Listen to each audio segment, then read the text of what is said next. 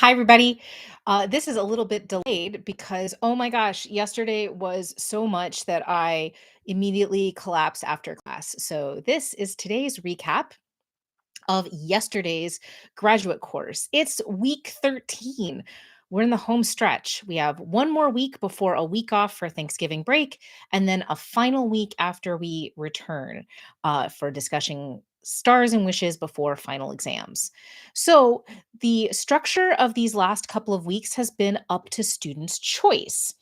And students selected a unit on the vampire. So last week we read Polidori's short work of fiction, The Vampire, and framed it in terms of kind of the larger context of the Via Diodati circle. In other words, the group of folks who gathered, most famously, Frankenstein emerged from this gathering that took place in the summer of the year without a summer. But you can go see the recap from last week for that.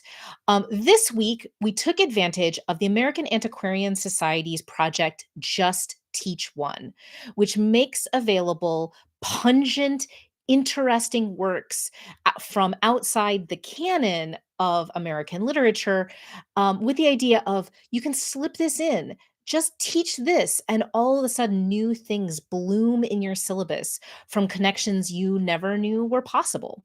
In this case, the Black Vampire, which appeared in the United States and kind of replicated itself in interesting kinds of ways the same year that The Vampire was published and circulated throughout Great Britain, the United States, and beyond.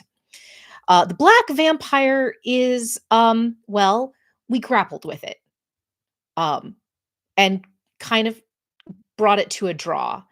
It is perhaps even more challenging of a text in its way than the weeks that we spent on Zong.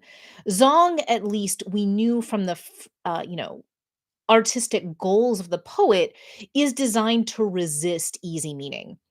In the case of the Black Vampire, it's really not clear if any artistic goal was really there to begin with, other than as the beautiful apparatus, the introduction and scholarly work that surrounds it, thanks to the Just Teach One edition, it gives us the context of the economic anxiety that was happening in the United States at the time of the writing of the Black Vampire, which it goes a long way to explaining the moral, which is literally its own section, after the work of short prose fiction, which literally lists all of the kinds of vampirism that we might associate not with blackness, but with whiteness, with basically the logics of capitalism.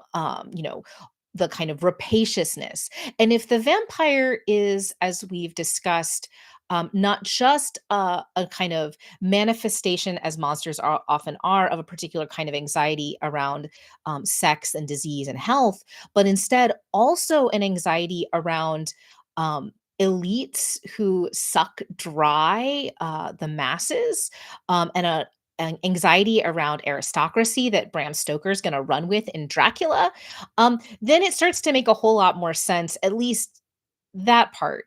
But the fiction before it has very little to do or almost nothing to do with that particular construction. Instead, there's this kind of victim of racial violence, an enslaved person who is killed before they're even sold off, who resurrects and becomes the kind of origin point for a series of vampires that don't behave according to the logics of other vampires in the Western European tradition. And so we tried to unpack that as a way in. Like, what are the logics of vampirism that are shown in what is functionally a kind of extended short story? That was one way to grapple with it. We talked about this in terms of burlesque and melodrama, and I don't mean sexy burlesque, but in terms of like making fun and satiric, overblown. This is certainly comic. What was fascinating to me was that students really were engaged, even as they were totally baffled by this text. So we also talked about the Gothic tradition in this period, including some real head scratchers of heightened. This is a time where heightened emotion in all of its forms is really interesting to audiences.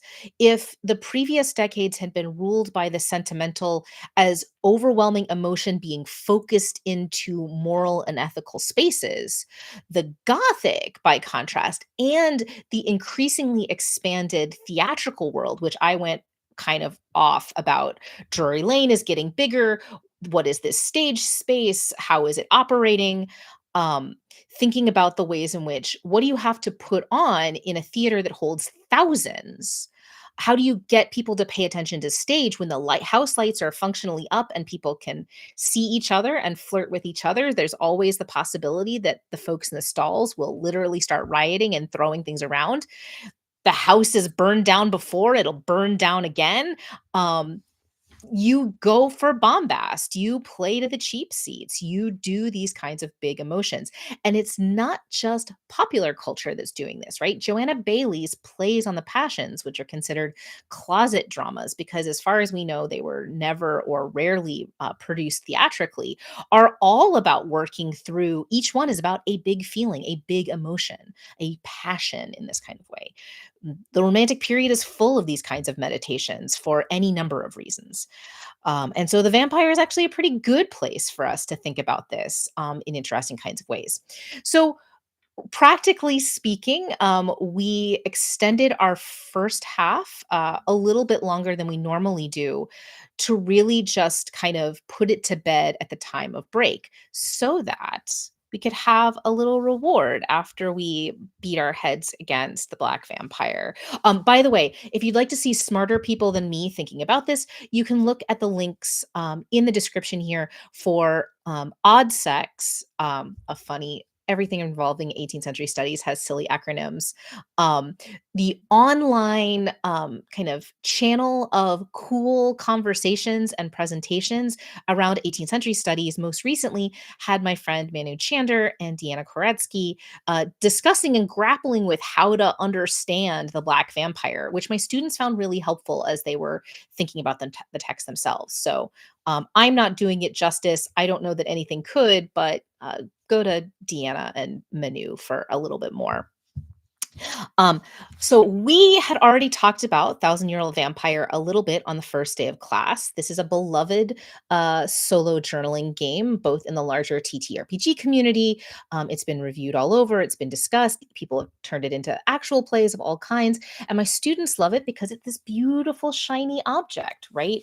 And Tim is a big collager, and so every page is chock-a-block with beautiful things to meditate on and think about.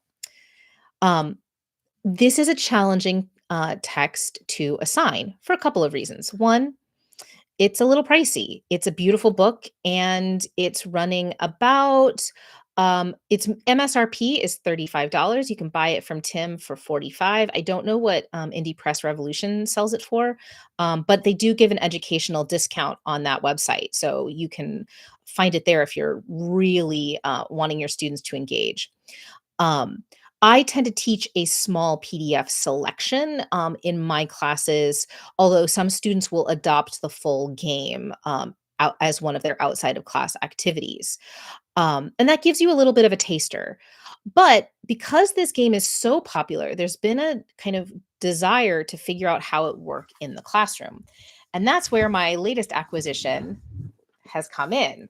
Central Michigan University, which does a lot in terms of game studies, in terms of scholarly books, and has moved into kind of what we might think of as peer-reviewed pedagogical tabletop role-playing games of all sizes. This is the chunkiest of them to date, 500-Year-Old Vampire. And until last night, it was in shrink wrap. I literally had the students unbox it with me so they could kind of live react in different ways to the game. So I actually didn't know entirely, aside from the idea that this game is intended for multiple players, roughly 3 to 5. And so when you unbox it, the first thing you see is these shiny, cool graveyards of, this is a game, as with the journaling game, it's a game about memory. And so each player has the ability to graveyard different elements of their characters. But the first thing that is different, right, is that Thousand-Year-Old Vampire presupposes that vampires are always alone and increasingly becoming isolated from their humanity and even the people that they build relationships with through the act of forgetting. This is a game very much about memory. It can take a long time. In fact, it's hard to know, like, unlike something like For the Queen, where you can scale it because it's card based, the prompts are such that you're constantly rolling the dice, seeing how far forward or backward you're going in the text. So this can take a while to actually play itself out. The ways that Thousand-Year-Old Vampire streamlines this is by having, I'm going to hold this up, a set of cards for different ages of the vampire.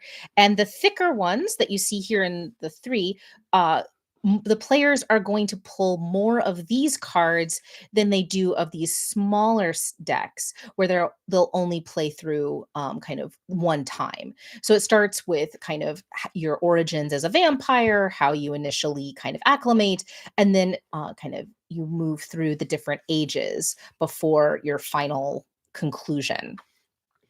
And throughout this, you are kind of going back and forth between what you are doing all by yourself, because it is still trying to get that sense of isolation, but have a cycle where the players come back together in these kinds of every several centuries kind of catch up sorts of moments. It reminded me a lot of my recent playthrough of Jade Dragon's game that's in development, Seven Part Pact, in that respect, which is to say, Seven Part Pact is all about the wizards going off and doing their own thing and then coming back together in meetings. Seven Part Pact, different video, different Ask Me Anything. If you do want to know about how that game is going, I can do a bonus episode. Please put something in the comments if that's actually of interest. I never know what's of interest with these vlogs unless you write a question. Um, but here it's a little bit more everybody is off playing their own like little narrative mini game that's a lot around art making. I was surprised at how much there was an encouragement that you're making art for a final kind of gallery exhibition. The idea being that these are the artifacts left behind by the vampires that are later curated. Super interesting and very much in the spirit of what would Tim Hutchings do, I think, even though it's in the hands of a different designer. Tim has provided some interesting, where are my collage cards? Some really interesting collage cards as part of this, that are kind of artifacts tied to Tim's follow-up game, So You Met a Thousand-Year-Old Vampire, which is also still in development. One of the things I love about teaching Thousand-Year-Old Vampire, even though it can be potentially costly and challenging, is the fact that basically at this point we are seeing like a little ecosystem kind of grow up around Thousand-Year-Old Vampire in really interesting ways. I just acquired the Spanish language translation. There's Tim's weird art book that basically makes this completely illegible. There's no text on the inside. If you go to his website, which is linked down below, he will tell you about that version of the game. Like, don't buy it. It's useless, but it's a fascinating art object. And what does that mean? It anticipates his similar treatment of Dungeons and Dragons in that kind of abstracting way. And it also, there's lots of, and so the Thousand-Year-Old Vampire kind of multiverse is growing in interesting and weird ways that I think are really useful, not just if you're teaching games, but also if you're a book historian like me, or you're a book arts person, or any of those kinds of things. This is also potentially kind of a rich field to examine. There's also like there's a pad of character sheet stuff, relationships and connections, pre-generated characters that you can pick to play with.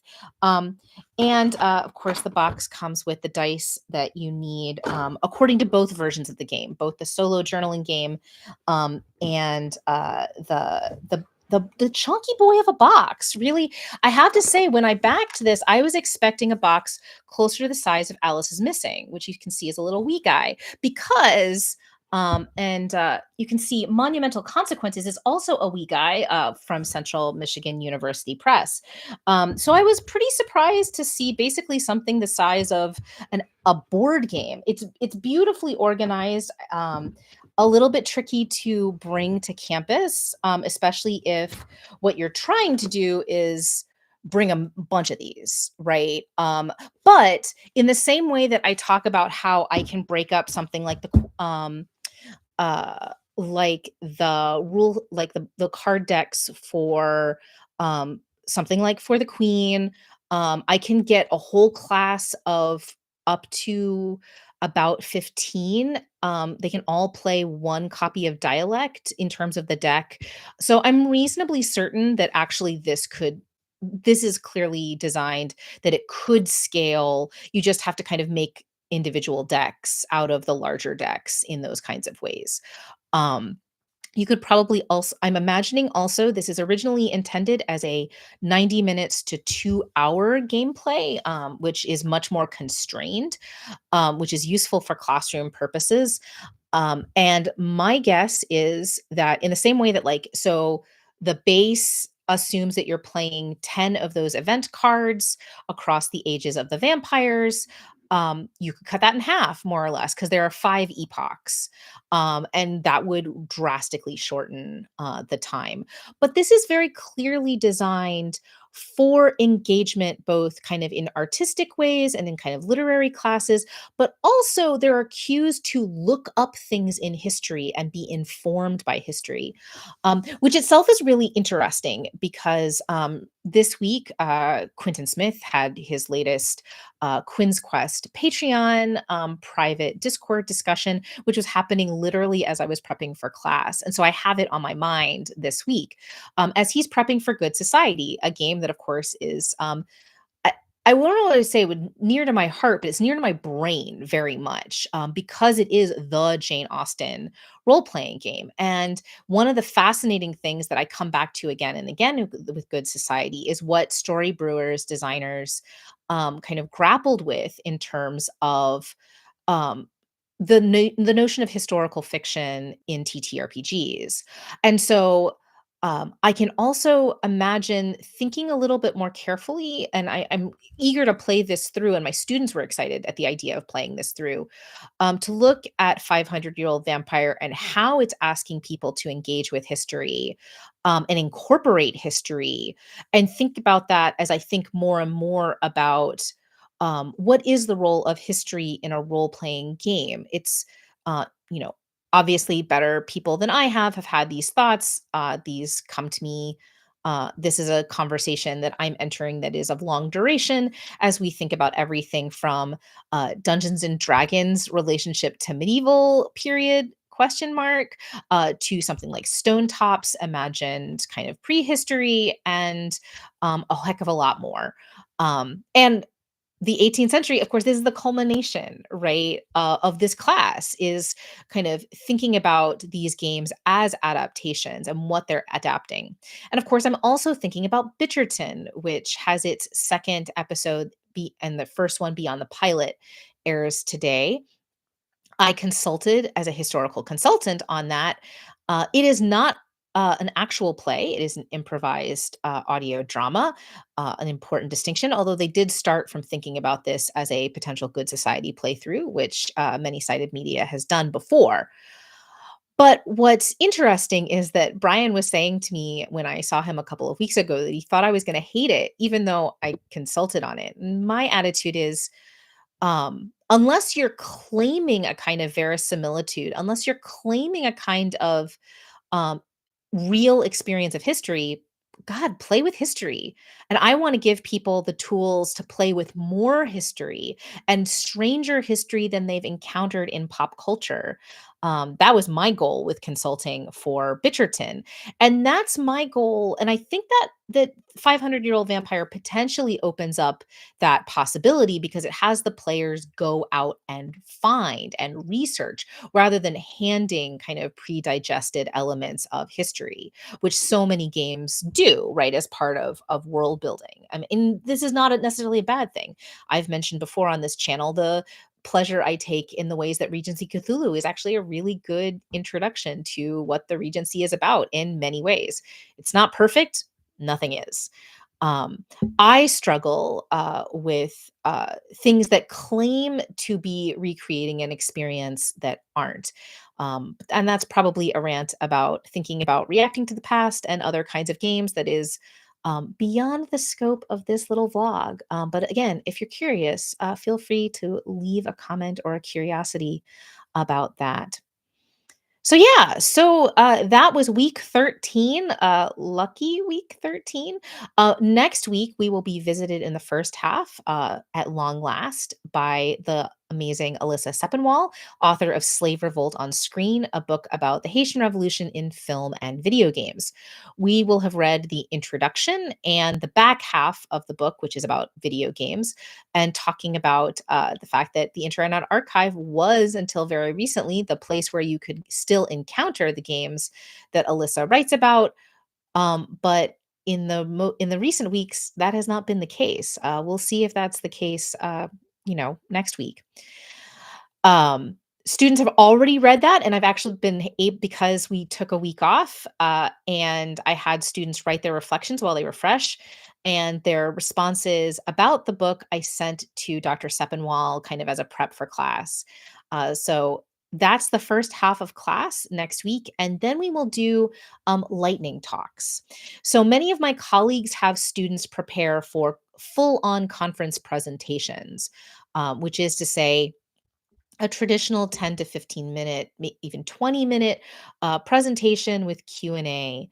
And for my mind, um, that's really valuable, but if we all do it, it will not go well, in terms of like the load across the whole department. So what I've chosen to do, because I am also a proponent of the idea that the traditional conference paper is not necessarily always the right tool for the job, I'm looking to the Modern Languages Association's move towards lightning talks, 5 to 7 minutes. Maybe 10 at the outmost, with a pungent idea. This was also the model that I was trying to get off the ground at Big Bad Con's Big Bad Academy, proudly sponsored by Auburn University, where that leaves time for conversation. So students have been told, because their final projects aren't due until exam week, that what I'd like them to bring is one big idea or one big problem or challenge that they're facing that they're hoping they can get input on. In addition to that, over the last couple of weeks of class, I encourage students to have frequent meetings with me to brainstorm, to troubleshoot, to get feedback. Far better to get feedback before the final submission than after. Um, and that's part of my pedagogical practice. Better for us to be iterating and be in conversation together during the developmental cycle than for me to like see something and just assess it having seen it for the first time. Um, Especially since, for many students, this may become part of their master's portfolio. Master's students here create a portfolio of final work that they defend. We don't have a thesis option, generally speaking, for most of our master's students in this kind of way. So that's what's coming. Then a hopefully restful Thanksgiving break, and then one final day in class, which is going to be mostly metacognitive, thinking about what we've learned and doing a thing that I do in every single one of my classes on the last day, which is stars and wishes. What were the highlights of the class and the things that students really want to ensure come into the next version of this class, as well as wishes. And that can be, please remove something, but often it's, hey, could you add this? Or I wish we had more time on this. Or I wish that we could do this kind of thing. I can tell you that all of our guest speakers are probably going to be stars of this semester, judging from the ways in which student reflections have already been written. And I just want to note, because I was also catching up on that assessment and grading of discussion board posts, that one of the other things I do for my guest speakers in this class and others, to the extent that I am able to, this semester I moved to a discussion board post that's due at the end of the week rather than before class. following my colleague Sunny Stalter Pace.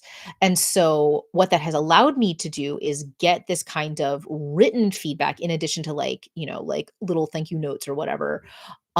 That allows me to copy and paste that, anonymize it, and send it with my deep thanks to folks who visit our class, which is, m- my citational ethics as well as my kind of it's important now more than ever to remind people of the ways in which the things that they think are not especially powerful or didn't cause them a lot of friction or lift have a real meaning in the lives of students. What Wordsworth calls our little nameless, unremembered acts of kindness and of love, that best portion of a good man's life or woman's. Wordsworth wasn't perfect by any stretch of the imagination, but a good line. So, yeah, so in a spirit of a time in which we do small things with great love towards greater purpose, we do what we can, we chop wood, we carry water, and we try to see through to the next day. Uh, we're doing that. We're going to keep doing that. And then, golly, it's going to be time for a little break. I am drafting a significant part of the actual playbook while my students are working this month and next. And then I will be on research leave to do additional writing, refining, and traveling for peer review. So, yeah, our time together in terms of teaching vlogs is also coming to a temporary close, as it generally does. And then next fall, I will be back with some version of a game class uh, to be determined in early spring when I get my teaching assignments. But for now, thanks for if you watched this, you have a gold star. Be well, take care of yourself, get the rest, hydration, and all good things that you need to continue to do good work for others in the world. Bye.